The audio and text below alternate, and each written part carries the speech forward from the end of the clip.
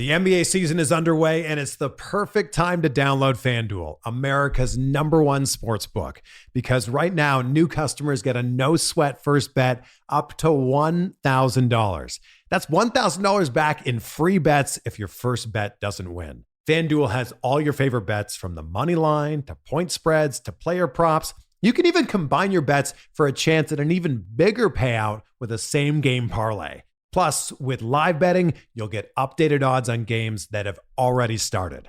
The FanDuel Sportsbook app is safe, secure, and super easy to use. So download FanDuel today using promo code BLUEWIRE to get your no-sweat first bet up to $1,000. Make every moment more this season with FanDuel, official sportsbook partner of the NBA. 21 or older and present in New Jersey. First online real money wager only. Refund issued as non-withdrawable free bets that expires in 14 days. Restrictions apply. See terms at sportsbook.fanduel.com. Gambling problem? Call 1-800-GAMBLER.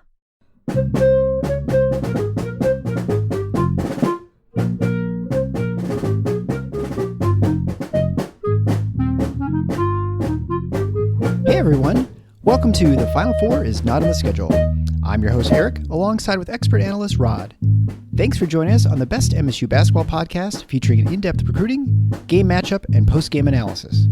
We dive deep to give you the best tools to enjoy the Spartans and impress your friends and family.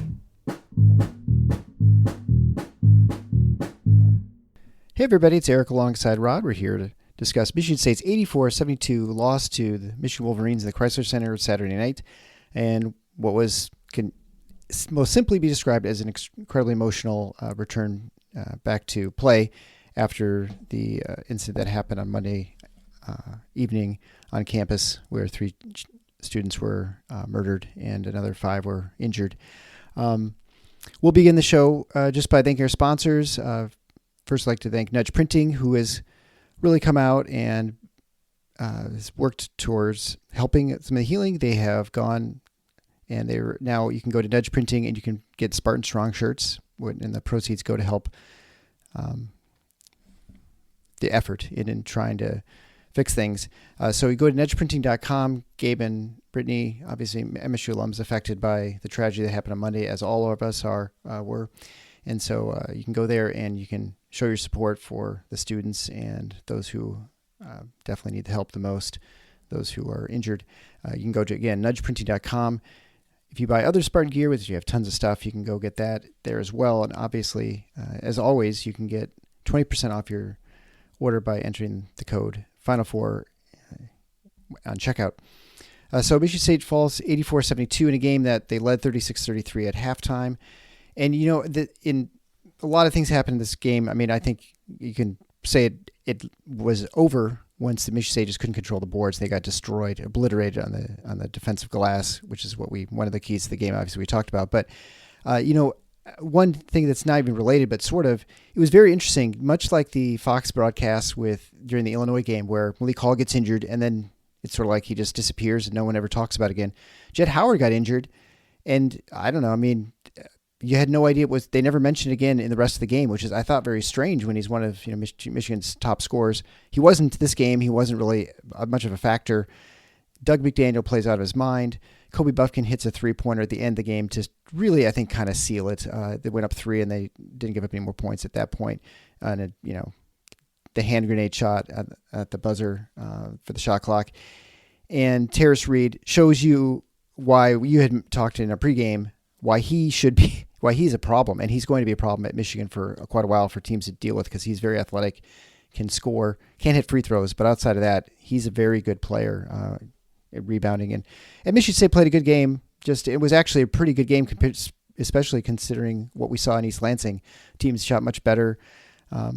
So I don't know. I mean, I think, and as far as all the other stuff that went around the game, I think Michigan did everything they should do, and that is what it is, I guess. So I guess, what are your thoughts of the game? I guess give them credit for what they should have done, which was to not have an incident, which was one of the things that I was concerned about. So congratulations for that. I think that what I observed down the stretch of that game, and really it was the last 4 minutes, because it was even. It was even under 4. The game was tied. When Tyson Walker hit that 3 to tie it, we were definitely under 4 minutes. I can't remember how much time was left, but it was definitely under 4. And from that point on, I think Michigan State looked like a team that was completely out of gas, emotionally, physically, all of it. And you could argue that that was the case beforehand, because I think one of the ways that that shows up in terms of your energy is in rebounding. It's remarkable. And defense. It's remarkable that they were able to hit shots for as long as they were, but don't confuse that with playing well. And I think that's a lot of that's what a lot of people do. I do not think Michigan State played particularly well. They made shots. So in that facet of the game, yes, they played well. And that's not always predictable. That could have gone either way. But in terms of the things you count on, you and I have talked about this over and over and over this season, what a key defensive rebounding is. And Michigan State coming into this game has been a very good defensive rebounding team all year. Now, they've had blips like tonight occasionally. That first Rutgers game was an example of that. I think the game in West Lafayette was another. And you could argue the game that they blew out Ohio State in the last time they played, they still didn't rebound very well defensively in that one. So there've been a few blips, but if you look at the overall performance, it's been very good. So did it have something to do with the kind of week that they had and then injecting them into a rivalry game where the other team is coming hard for obvious reasons? One, because it's a rivalry game. Two, because they still think they have a snowball's chance in hell of getting a tournament bid. Was that a problem? Yeah, I think obviously it was. That's not how Michigan State has played for the most part of the season. Doesn't mean that it's entirely attributable to that, but was it a factor? Yeah, I absolutely think so. And inevitably down the stretch, they also didn't hit any shots and made some poor choices offensively. Another sign of fatigue. Now, if you want to say, well, sometimes that happens. Yeah, of course it does. Can I blame it entirely on the circumstances? No, but look, where I was at, and and the fact that there weren't punches thrown in this game doesn't change my mind. This game should not have been played, and I've been consistent with that. I still feel that way. And it's not because of the scoreboard. It's the entire decision, I think, was wrong. And when I hear people talk about healing, and I think I'm going to say this and say my piece one more time, and then I'm done talking about it. I swear. But I think that stuff trivializes. I understand why people are drawn to it. It's a very human emotion to say, well, look, everybody comes together, these fierce rivals, or even if it wasn't a rivalry game, just they come together and they play a game and we're all able to forget our troubles for 2 hours. I don't find, if that works for you, great. I said it in our preview. This is the least I've looked forward to a Michigan State basketball game in my conscious life. And I felt that way all day. I dreaded it. To be quite honest with you, and I've never said this before, if we didn't have this to do, and I wouldn't be letting down sponsors, the people who listen to the show, I wouldn't have watched it. I didn't care. And then of course, the other end of this is I look at social media and I see elements of our fan base behaving exactly the way I would expect them to, which is, not good. And we're not special in that regard. This is everybody. Just don't think that Michigan State is exceptional. We're bad. We got bad fans, a lot of them. just like everybody else. That's And the nature of sports, right? To be going after anyone associated with the program. I mean, in my mind, you want to go after Alan Haller, you want to go after the administration of the school for playing this game. Okay, that's fair game to me, because those are adults in the room that made a decision that you can debate. But the guys who played that game, no, that's, trust me, if that's your takeaway from this, you really, really, really ought to get a grip. That's what I think. You ought to reevaluate your life. You ought to reevaluate who you are as a human being, all of it. Yeah, I mean, without a doubt, it's going to be an emotional game. You don't know how people are going to react. You don't know how the players are going to feel. And I think I think the fact that we got through the game, it's done, it's behind us, is the most important thing. And I personally, I was on social media on Friday, and I'm like, I just got to get off, because people are driving me crazy, who are saying things, and there was, it's everyone's in their echo chamber, and it wasn't healthy. And this is the time social media was not healthy. So I just got off of it because I just couldn't. I couldn't handle it anymore. That's a smart move on your part. I had a great day today because of that. Part of the problem with playing this game too, and I think my hunch is what produces these reactions is, for as much song and dance as you heard about, people say, well, maybe this could heal the rivalry, and which, again, that you're using this for that reason. This horrible tragedy takes place, and okay, we're going to hope that this helps turn down the temperature in the rivalry. Get fucked. I mean, I just can't. I can't even fathom thinking that matters, and that somehow there's this positive thing that comes out. No, you know what? For those families, for the Michigan State community, those students who have to, thank God they've made the decision to close Berkey Hall for the rest of the semester. That's my understanding, and I don't know what they're going to do with the union. But for those people, turning down the temperature in a rivalry means less than nothing. But you know what? The reaction that you see from some people tonight after this tells you that that's what matters. They wanted to see a win because we're fed, everything in life now is about narrative. Everything. It's a result of the amount of media that we all consume, and I'm using that in a very broad sense. Mm-hmm. Everything is about narrative, and so the thought process: wouldn't this be unbelievable? I saw somebody actually say every other team in the country but us hits big shots in moments like these. Reevaluate your life. Yeah, change something because you need to. Maybe just watch other teams. It's just, well, they're the same people who think that, we don't being associated with that I have to say I have a degree from the same place.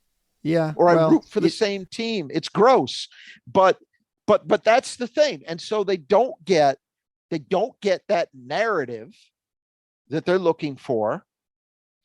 And so then it becomes about tearing down the players, or, Izzo screwed this team by not going into the portal to get a 5.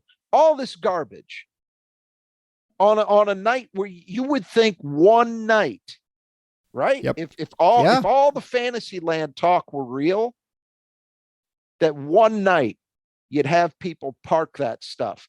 I did tell you this. This game does not allow for that in the minds of so many people. And that's why all the kumbaya talk about, turning the temperature down, I knew was garbage. And it shouldn't have ever been a consideration in my mind in the first place. It trivializes what happened to make that connection. It's gross. I love basketball as much as anybody listening to this, and I think it's gross. Yeah, I agree. I mean, I don't want to, this is the last time I'll mention this too. Of course, everyone knows I lost my son 4 years ago, and people try and, say things happened because of him passing away. Like, oh, I was brought closer to God, or, some, this, that, or the other thing. And they say it in a way of comforting, or try and make it to try and not minimize it, but just try and like either make you feel good or make it feel like there's some reason things happened. Right. And sometimes just crap happens, and it just terrible things happen, and there's just nothing you can do about it. And it's horrible. And I mean, I wasn't upset with those people in general, because I thought, well, they're trying to be, they're trying to be helpful, right? They're trying to be helpful, right? And they're not trying to hurt me, to say that, well, your son died, but at least now this is better, right? Or and there are undeniably, now that I look back on things, that things are better. Like, I'm a better person. I've a better doctor. But I never would have, I traded all, obviously, to have him back for 5 more minutes.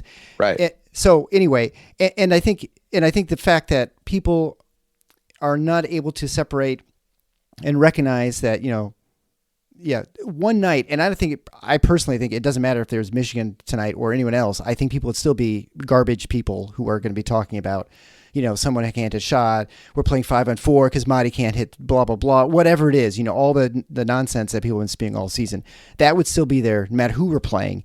And so I'm just glad I'm glad this game is over, because people just have to get, because that just makes me great.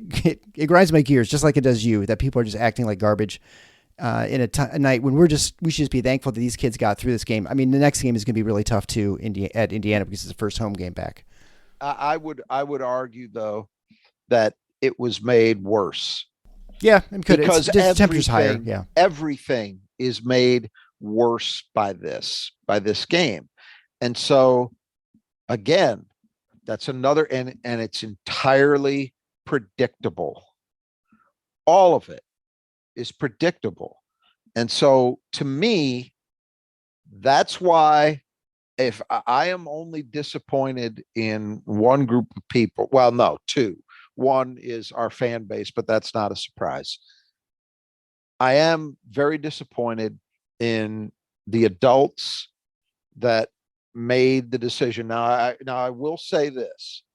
I briefly, before we started recording, saw some comments by Michigan State players, I believe by Malik Hall and Joey Hauser, and both of them apparently said that basketball was a refuge for them this week. Mm-hmm. Yeah, and I don't doubt it. Yeah, I don't either. And there is value in that.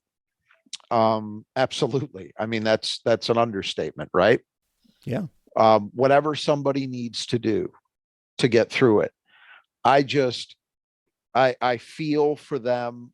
I think being put in a position that I will never be convinced was correct and the right thing to do. And that's where my disappointment lies. It's with the adults that made the decision to go ahead and do this, because I think there were ample reasons to be concerned and not to do it. And I think that the supposed reasons that you do it, at least some of them, ring very, very hollow to me. Now, that's only one man's opinion, and I understand others can feel differently. But it's legitimate. I mean, I freely admit that. But I look at the reaction from people that are supposedly behind these kids, and it's just, it's miserable stuff. And that's and here's the thing: if Michigan State had pulled it out and won that game, what would the reactions of those people have been? They likely, I would predict, I would assume, that the vast majority of them would have been waxing rhapsodic about what guts they showed in powering through this emotional moment and finding a way to win, and how great it was. And so what does that tell you? What do you conclude from that? What you conclude from that is what they really care about is being entertained and having their team win, so they can one up a jackass on Twitter, or their buddy at the water cooler or whatever it is. And that's, I have a very, very hard time with that. And we got a lot of people out there in the world like that. And yeah, you, but again, hoping that people would look at themselves and the way they react in moments like this and actually learn something from it is akin to so many pie of the sky fantasies associated with all of this stuff we're talking about, in my opinion. Well, and I think probably a lot of that is a reflection of those places you may have been living in the last 2 days too. That I can only just say, like around here, my wife's office, everybody wore green and white on Friday. Even one of the former Michigan basketball player, she wore as well. A physician. I mean, so there was, and I suppose that would have happened no matter who they played. Is my guess. But I think maybe because the rivalry happened, it was sort of like people went out of their way to sort of show the solidarity. And whatever. So let's talk about the game because I guess, I thought the difference was, of course, I was surprised at how well Doug McDaniel played. He came out, he played his best game of the season easily. Jet Howard goes out. And I thought Michigan State had their game plan pretty well. They really stifled Dickinson. They doubled him really well and were forcing him to get out, and they were recovering quickly. Not so well in the second. And really the difference, I think, was in large part, Michigan started playing Terrace Reed at the 4 and got Shutter out of there. And that was the difference, really. I was going to say, you want to talk about silver linings in a basketball perspective. I would say a large part of the reason Michigan won that game was attributable to Jet Howard hurting his lower leg, whatever it was, ankle, knee, I couldn't tell. And having to go with Terrace Reed down the stretch, because down the stretch, there was nobody bigger at either end than Terrace Reed. Great. I mean, he took the game over. And if Jet Howard is healthy, Jet Howard's in that game.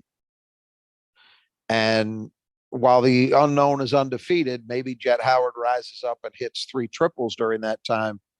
But I kind of doubt he would have impacted the game the way that Terrace Reed did. So certainly not on both ends, right? That was one right. Yeah, absolutely. I mean, what did he block 2 or 3 shots down the stretch? I mean, I know he had the one on Joey, he had one on somebody else on the other side 3 of the blocks. rim.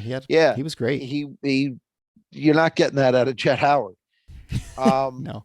So that was a big break. Look, I mean, I think that you can say that the biggest factors were Michigan's role players, the guys you do not expect to step up, really stepped up. You mentioned Doug McDaniel. We mentioned Terrace Reed. They got enough out of guys like Joey Baker, and even Shetter. I think he had 7. That's he was terrible in the first half, but then he's good in the second. Managed to get a couple baskets. They got production out of those guys.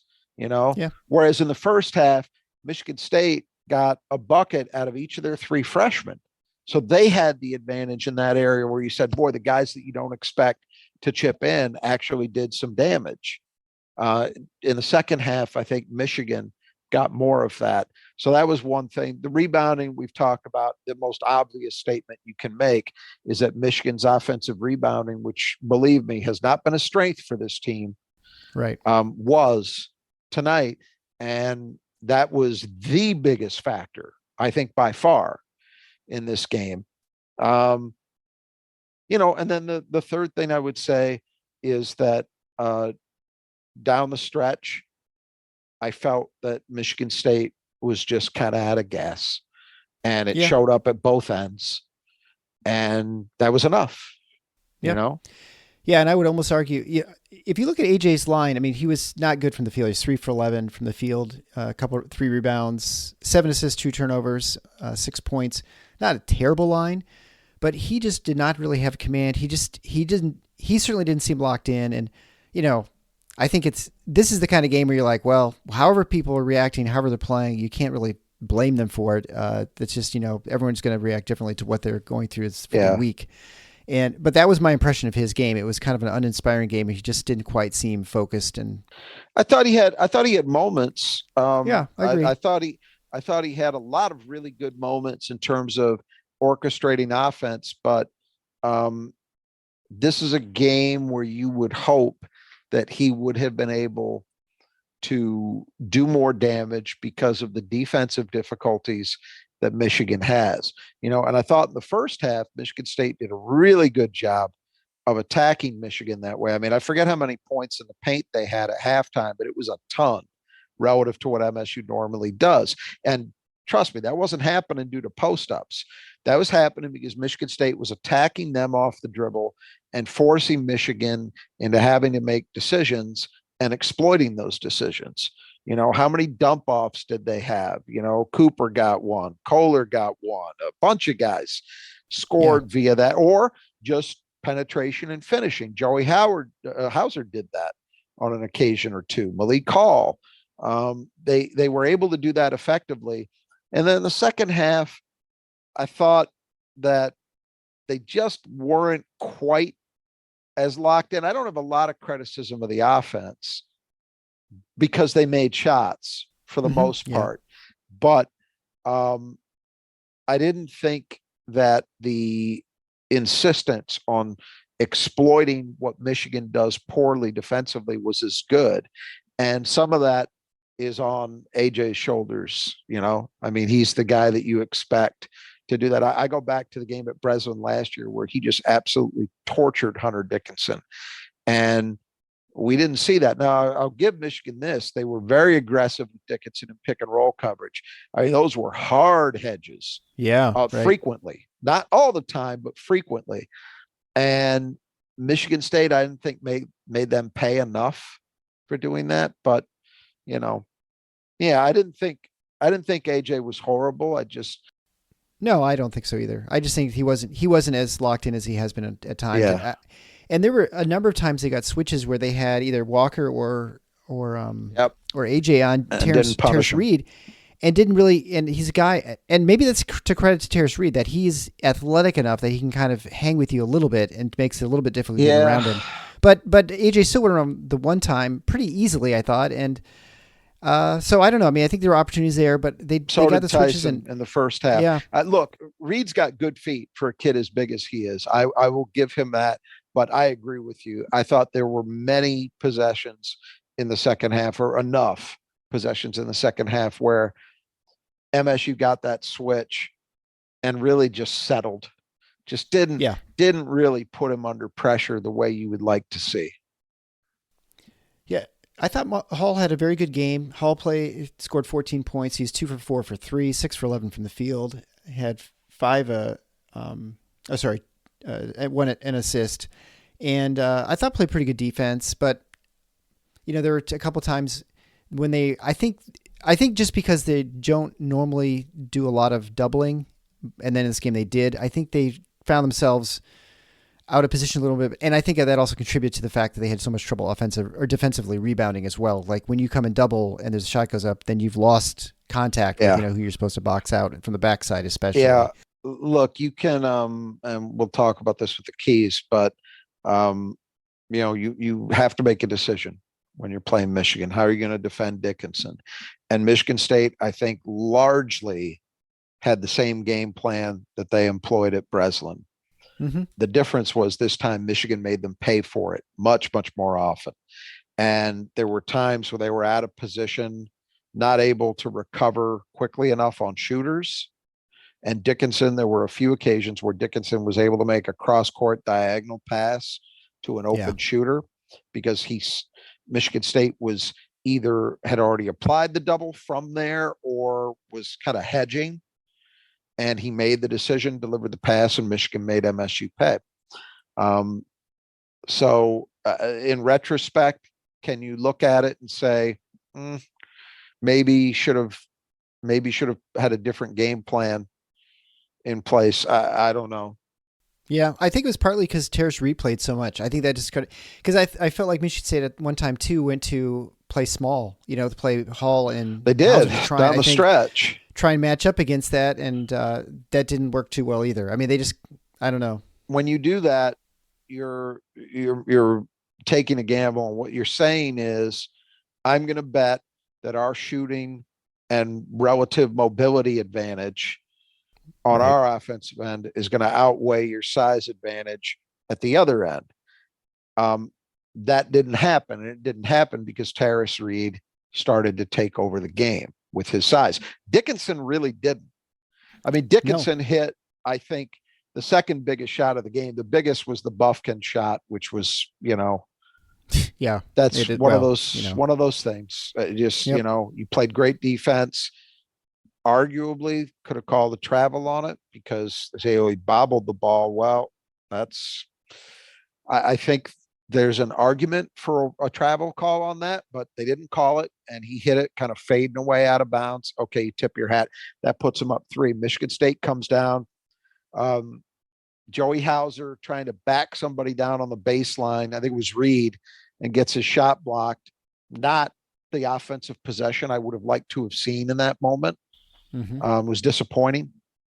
And Michigan comes down, and then Dickinson hits a 3 wide open.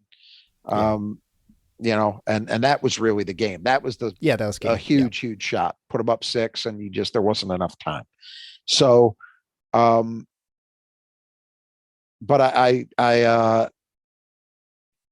Michigan State just didn't win that gamble down the stretch. But then again, what choice did Izzo really have? Because Mahdi had fouled out. So your choices will go with one of Kohler or Cooper, or go with Malik Call. I would have made the decision he made. So I don't fault him for it. I don't fault him for it in that situation. It's just, you hope that you win that one over the course of whatever it was, 2.5 minutes, and instead it went decisively the other way. And, you sort of somewhat expect that on a night at home, that especially in a big game, that the role players come out and do something much more so than, that's why McDaniel does nothing in East Lansing, but he has a great game at home. And that's something which you expect by role players, right? Yeah. And it's one of the reasons why when we talk about the defensive strategy, I wasn't enthused about the idea of bringing as many doubles as we had seen in the game at Breslin, precisely because I worried about their guys getting into a shooting rhythm. And then all of a sudden, if you let that happen, guys start hitting shots that maybe they shouldn't hit. Yeah. Well, what did we see? We saw guys hit shots that they shouldn't hit. And that's why I also think, and there were a lot of takes about when Michigan State played so well for 32 minutes. Well, they were even for about 37 or 38. But I would argue there was never a point in this game that I felt they played great defensive basketball. I don't think they did. This was not a normal MSU defensive effort. And again, I attribute some of that to energy or lack thereof. And it's not that MSU was dragging per se. They didn't look physically exhausted, but staying connected, staying mentally in your assignment, those kind of things I felt were lacking. So there was never a point that I felt Michigan State played well defensively. The one thing they did was they made shots. Yeah. Well, don't get confused by saying, well, that means they played really well. Shot better than the East Lansing, but you're right. And they shot better than they have in a lot of games. They shot very well, but let's also keep something else in mind. Michigan doesn't guard anybody. No, yeah, right, yeah. So you're gonna get great shots, and Michigan State did.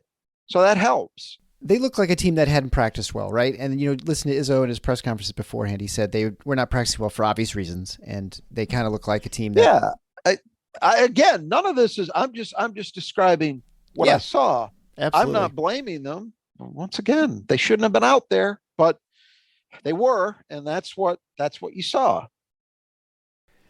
All right, well, why don't we go ahead and talk about our keys to the game as soon as we come back.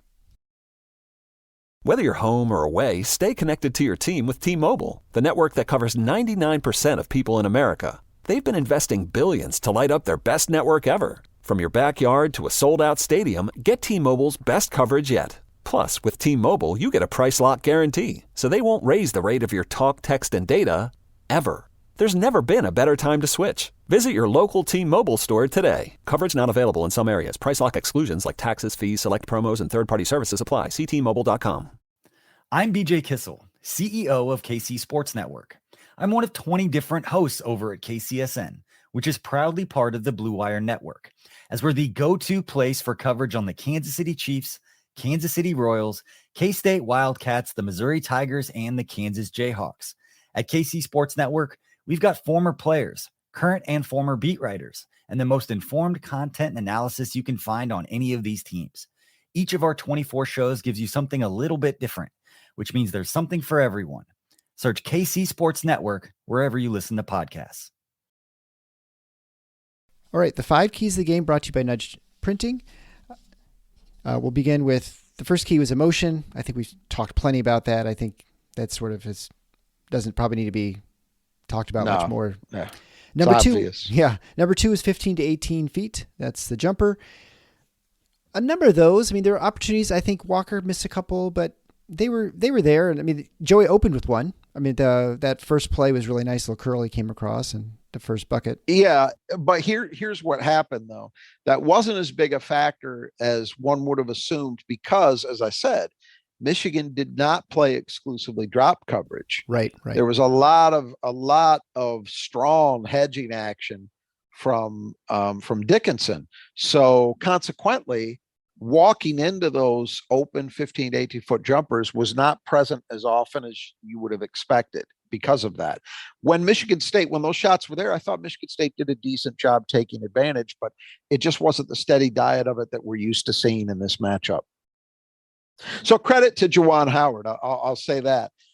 He mixed up what he normally does. And I think they certainly didn't stop Michigan State very well, but it threw a monkey wrench into things. Number 3 key to the game was guarding the arc. Michigan State, of course, we were talking about the doubles, and Michigan shot okay. They're 9 for 26. They didn't shoot the lights out. They're better in the second half. They shot 35%, which is kind of their average for the season. So they got 9 of them. So I guess in that sense, maybe you could say it's a loss, right? 9 for 26. There you go. There's the problem. The percentage is fine. It's about on their seasonal average. Maybe slightly better. I'm not sure. They're a 34 and change shooting team. So it's right in that ballpark. But 26 attempts. If you had told me that before the game, I would have thought we were in some trouble because that's just more than you want to give up. And I think that was largely a result of the way Michigan State opted to play defensively. Yep. And then on top of that, when you do that, the thing you've got to have is you've got to have your rotations right. So guys are moving. They are moving to open shooters, taking the easy shots away as you're scrambling. And you've also got to have good recovery. And I didn't think Michigan State was good enough in either area. So the number of attempts, the number of makes, that's the problem. Right. Number 4 key to the game, defensive rebounding. Michigan State was annihilated. They almost gave up. It was almost like a 48%, 46.7% rebounding percentage for Michigan. How many offensive rebounds did Reed have? Reed had 5. Wow. Nope, sorry. No, he had 4. Yeah, so he had 10 rebounds. He had 4 offensive, 6 defensive rebounds. He was. He was a lot. Yeah, he was really good, and he definitely benefited from the doubling down, and so people would have to come off of him. Michigan did a good job of driving the lane, right? That was what sort of made it a lot easier. And I think probably to your point, there's probably an energy or a focus sort of aspect to the game was not as good for Michigan State because they just got tattooed, right? I mean, that was the difference in the game because you look at the shots put up are the same, but not really because if you look at the amount of free throws, it was 21 to 10 as from free throw attempts because Michigan was getting so many, missed shots, but they were going to the line instead. The other thing was that Reed, I thought, really cashed in his second chance opportunities. He had, in my recollection, 2 or 3 putbacks. Oh yeah. And that's a real problem. We talked about it. Playing a team on the road, man, and you get a missed shot, you got to end the possession there, and they just couldn't do it. And so that's, people want to talk about, oh, needed a 5-man. Well, that's more than just a 5-man, people. Joey Hauser, who has done great work as a defensive rebounder this year. I mean, my hat's off to him. He's become a very good defensive rebounder. He was not able to do that tonight at all. And some of it, maybe a lot of it, was because of what you were just talking about, that in certain times he ended up having to be out of position because of somebody else's defensive breakdown, and that created an opportunity. But look, the bottom line is that's your job. Mm-hmm. That's your primary job. You got to put a body on somebody and cut out. And he was not able to do it. Yeah.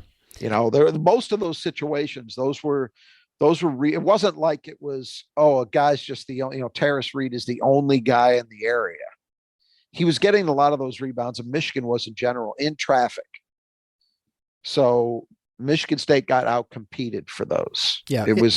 I give Michigan full credit for doing that. It definitely became more evident in the second half too, is where it really got sort of absurd. Where you right at the beginning. Down and And the fifth key to the game, threes. Michigan State, how many they could make? They were 7 of 19, which for a decent percentage, 36.8%. But obviously not enough, especially when you're giving up 9 on the other end. And they really struggled at the end, but I don't know. It wasn't enough. I don't know what more to say, really. Yeah, it was, but defensively was the problem. Offensively, which is normally what I'm talking about, that was enough. Michigan State's 3-point shooting was good enough. They got enough production there that on a night where they defend the way they do normally and they rebound the way they do normally, they got plenty enough production. Yep. 7 for 19 I would have taken in this game. I wouldn't have wanted to take 9 for 26 on the other end. Absolutely. Any final thoughts about the game, or just ready to go on to take on Indiana? I think it's going to be a very interesting game Tuesday night because, it's going to be a challenge for Tom Izzo and his team to get off the canvas. This is a very, very, very, very, very tough loss to take for myriad reasons. But I will say, before people start panicking, 2 thoughts. One is Indiana is a vastly different team on the road than they are at home. Right. The second thing is I watched Indiana today in a very competitive, very entertaining game from Bloomington, where they managed to come on down the stretch and hold off Illinois. But Indiana looks tired to me, physically tired. And I don't think it's going to be any better come Tuesday night for them in that regard. They've particularly Trace Jackson Davis. Now, he played really well, but there were moments where I saw him making plays that you haven't seen this year, and they're the kind of mistakes that guys who are tired make. He's played a lot of minutes. He's had to carry a huge load, and he looked tired. Their whole team, really, to me, looked tired. They had enough to win, but they were at home. At Breslin on Tuesday night, with what I imagine again is going to be a very emotional night for Michigan State. That's the other thing here. Let's keep in mind, most of the time, you come back, you have one night where the emotions of everything hit you, and then you're done with it. Yeah. Michigan State's not done with it now. No. You got 2 because you had to play this game.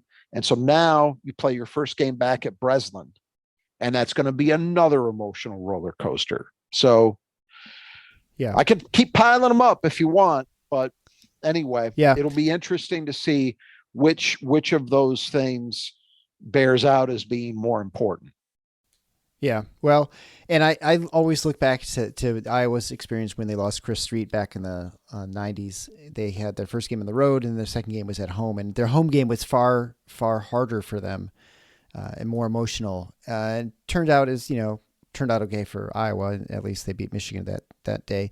But it is going to be it'll be a very emotional game. I think much more so than this game was for those players. It's going to be harder for them. But maybe it'll be a good thing, right? I don't know. You just got to keep moving on, whether you like it or not sometimes. And so that's just where they're going to be. And so hopefully things will work out for them.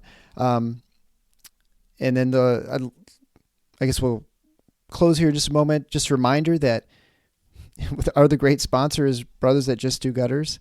I was outside today in the nice sunlight, which was, I almost forgot I didn't even have sunglasses. I'm just so not used to having it now that the sun is reemerging from winter.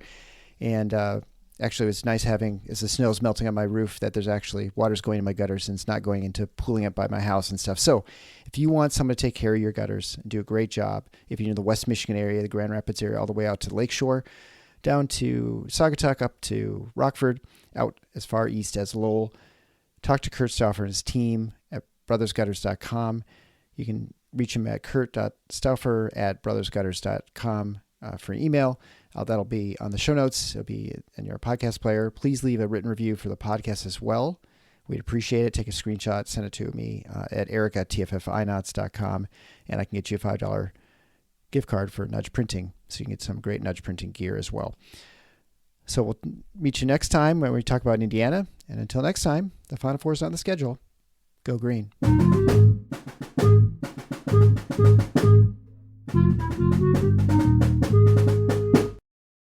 I'm BJ Kissel, CEO of KC Sports Network. I'm one of 20 different hosts over at KCSN, which is proudly part of the Blue Wire Network, as we're the go-to place for coverage on the Kansas City Chiefs, Kansas City Royals, K-State Wildcats, the Missouri Tigers, and the Kansas Jayhawks. At KC Sports Network, we've got former players, current and former beat writers, and the most informed content and analysis you can find on any of these teams. Each of our 24 shows gives you something a little bit different, which means there's something for everyone. Search KC Sports Network wherever you listen to podcasts.